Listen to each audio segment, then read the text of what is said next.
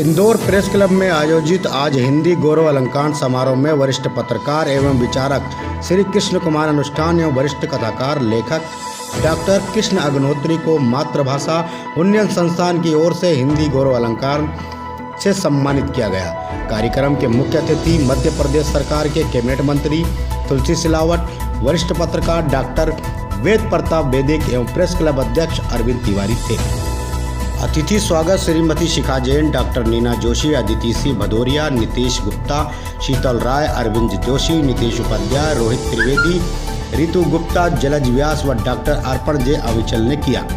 अतिथियों द्वारा दीप प्रज्वलन के उपरांत संस्थान द्वारा अतिथियों का स्वागत किया गया। शब्द स्वागत संस्थान के अध्यक्ष डॉक्टर अर्पण जैन अविचल ने किया। तदुपरांत संस्थान द्वारा कवियों में गीतकार अमित जैन मौलिक जबलपुर, गीतकार धर्मेंद्र सोलंकी भोपाल, कवि राम भदावर इटावा, पंकज पंडित ललितपुर व अमित शुक्ला को काव्य गौरव अलंकार व प्रधानमंत्री मोदी द्वारा सम्मानित बाल साहित्यकार अवि शर्मा को बाल साहित्य गौरव सम्मान से सम्मानित किया गया। प्रेस क्लब अध्यक्ष श्री तिवारी ने कहा कि मातृभाषा उन्नयन संस्थान की इससे बड़ी और क्या उपलब्धि होगी, जिसमें 20 लाख लोगों के हस्ताक्षर हिंदी में कराए गए और हिंदी प्रेमियों व विद्वानों को मंच पर बुलाकर सम्मानित कर रहे हैं। मुख्य अतिथि कैबिनेट मंत्री तुलसी सिलावट ने कहा कि मध्य प्रदेश सरकार मेडिकल और इंजीनियरिंग की पढ़ाई राष्ट्रभाषा हिंदी में कराएगी और इसकी शुरुआत भी हो गई है और अभी देश भर के हिंदी विद्वान, भाषाविद व विषय विशेषज्ञ हिंदी भाषा में पुस्तक लिख रहे हैं। उन्होंने आगे कहा कि इंदौर कला, शिक्षा, संस्कृति, आस्था, विश्वास और स्वच्छता की नगरी है। यहाँ से कोई आह्वान करता है उसकी गूंज पूरे देश में सुनाई देती है। कार्यक्रम अध्यक्ष वरिष्ठ पत्रकार और वर्षों से हिंदी के लिए कार्यरत डॉक्टर वेद प्रताप वैदिक ने कहा कि हम अपने हस्ताक्षर मातृभाषा हिंदी में करें। हिंदी हमारी राजभाषा है, लेकिन आज वह नौकरानी और अंग्रेजी महारानी बनी हुई है, जो काफ़ी दुर्भाग्यपूर्ण है। हालांकि केंद्र में सत्तारूढ़ मोदी सरकार और मध्य प्रदेश की शिवराज सरकार हिंदी के गौरव को बढ़ाने के लिए युद्ध स्तर पर कार्य कर रही है, जो शुभ संकेत है। डॉक्टर वैदिक ने मातृभाषा उन्नयन संस्थान द्वारा हिंदी में हस्ताक्षर कराए जाने वाले अभियान की प्रशंसा करते हुए कहा कि इससे अन्य लोगों को भी प्रेरणा लेनी चाहिए। अपने सम्मान के प्रत्युत्तर में श्री अनुष्ठान ने कहा कि दुनिया के 134 देशों में हिंदी बोली जा रही है, उस पर कुछ ना कुछ कार्य हो रहे हैं। हम चाहें तो अपनी दिनचर्या से good morning, bye bye, okay, good evening, waiter जैसे अंग्रेजी शब्दों और उदाहरणों को निकाल सकते हैं। इसकी शुरुआत बच्चों के साथ की जानी चाहिए। अपने सम्मान के प्रत्युत्तर में वरिष्ठ कथाकार डॉक्टर कृष्ण अग्निहोत्री ने कहा कि राजभाषा हिंदी में वह ताकत है जो कम और छोटे शब्दों में अपनी बात कहने की क्षमता रखती है। यह विशेषता अन्य किसी भाषा में नहीं है। एक लेखक की सबसे बड़ी पूंजी उसके पाठक वर्ग होता है, अतः जीवन में पाठनीयता का होना आवश्यक है। आज लेखिकाएँ अपनी आत्मकथा लिखकर साहस का परिचय दे रही हैं। दुर्भाग्य यह है कि हमारी भाषा में अश्लीलता के शब्द बढ़ रहे हैं, जो स्वादिष्ट भोजन में कंकर के समान हैं। इस मौके पर हिंदी की सेवा करने वाले मुकेश तिवारी, परवीन निखर, आशा प्रेम माथुर, श्रीमन नारायण चारी, विराट चंचल सोनी हिंदी योद्धा सम्मान से सम्मानित किए गए। कार्यक्रम का संचालन अंशुल व्यास ने किया व आभार माना अमित जैन मौलिक ने।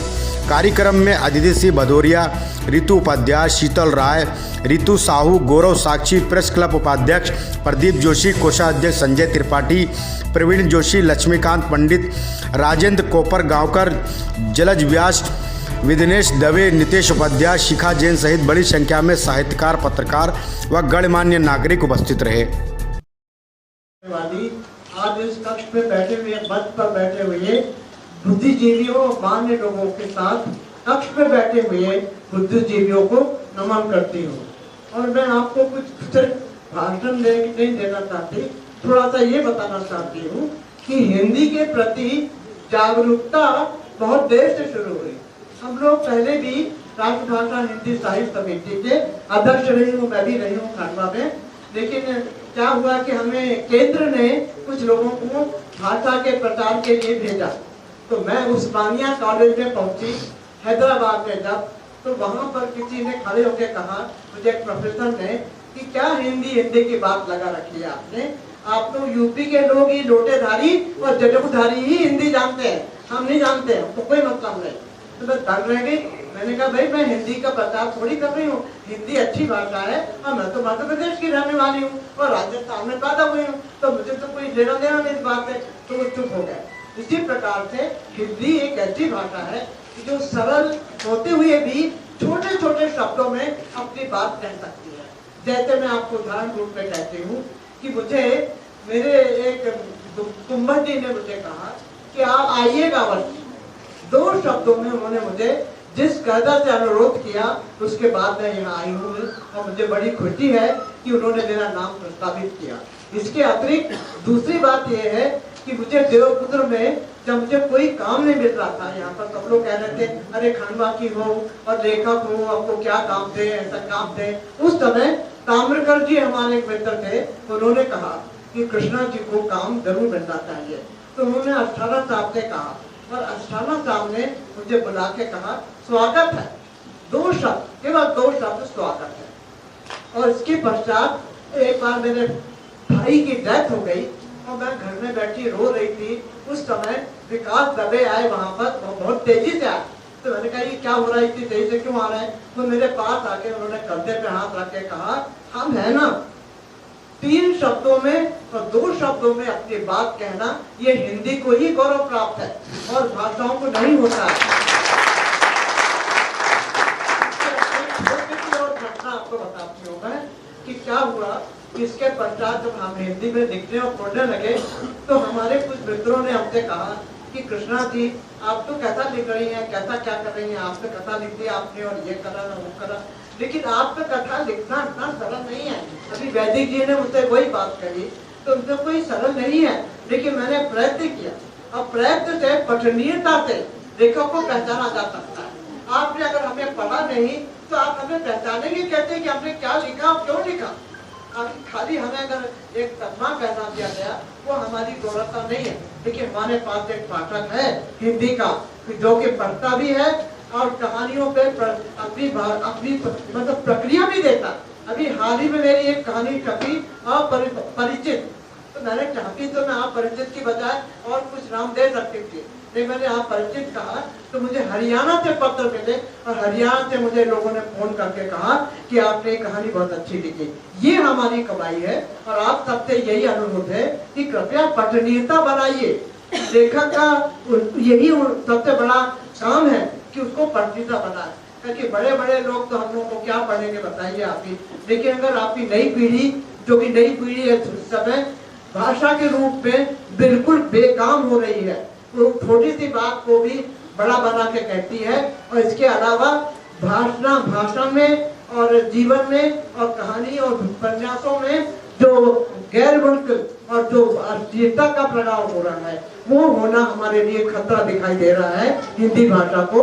लेकिन मुझे उम्मीद है कि नई पीढ़ी भी इतनी होशियार तेज तर्रार है कि एक ना एक दिन इसको जरूर समझ जाएगी कि भाई हमें ऐसा नहीं करना है, हमें खराब नहीं लिखना है। भाषा ऐसी हो जैसे कि आपको छोटा सा उदाहरण तुलसीदास जी का मैं देती हूँ कि चित्रकूट के घाट पर हुई संतन की भीड़, तुलसीदास चंदन से तलक करे रघुवीर, सही एकदम से 2 लाइनों में सामने खड़े जाते राम जी आके। तो ऐसी भाषा होनी चाहिए और ऐसी भाषा लिखने के लिए आजकल लेखिकाएं अग्रणी हैं। तभी अभी हमने अगर आत्मकथा लिखी तो हमने चैलेंज नहीं दिया आपको, हमने आपको बताया कि लेखिकाएं भी, महिलाएं भी कुछ काम कर सकती हैं अपनी जिंदगी में। उन्होंने भी लिखा है। इसमें मैत्री पुष्पा की भाषा, सूर्यबाला की भाषा, आप देखिए अलग अलग तरीके से, एक व्यंगकार है तो दूसरी अपने प्रदेश की भाषा का प्रचार कर रही है। इसी प्रकार से हिंदी भाषा का उन्नयन होगा, कभी सूर्यास्त न होगा इसका, और हमेशा किरणें पड़ेंगी इसकी दूर दूर तक, और हमारे देश का गौरव बढ़ेगा हिंदी भाषा के साथ में। धन्यवाद, आप सबका आभार कि आपने मौका दिया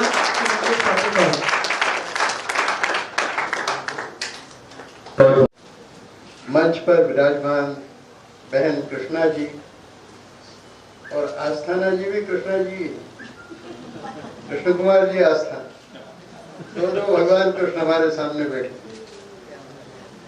तिवारी जी और हमारे भाई तुलसी सिलावट जी का तो आज पता नहीं, शायद 30 या 40 या हो सकता है, ये छोटे बच्चे थे तब इनका भाषण सुना होगा, आज सुन के, और इनको मैं तुलसी जी बोलूं तो मुझे, इनको भी दिक्कत होगी और मुझे भी मन में बुरा लगेगा कि मैं अपने छोटे भाई या पुत्र तुल्य तुलसी को तो छोटे बच्चे थे तब से जानता हूँ।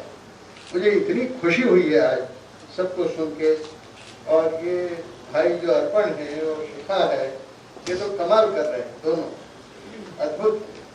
बैठो बैठो बैठो। मतलब मुझे लगता है कि इंदौर में ऐसे ऐसे लोग हैं, ऐसे अद्भुत लोग, ये शहर ही अद्भुत है।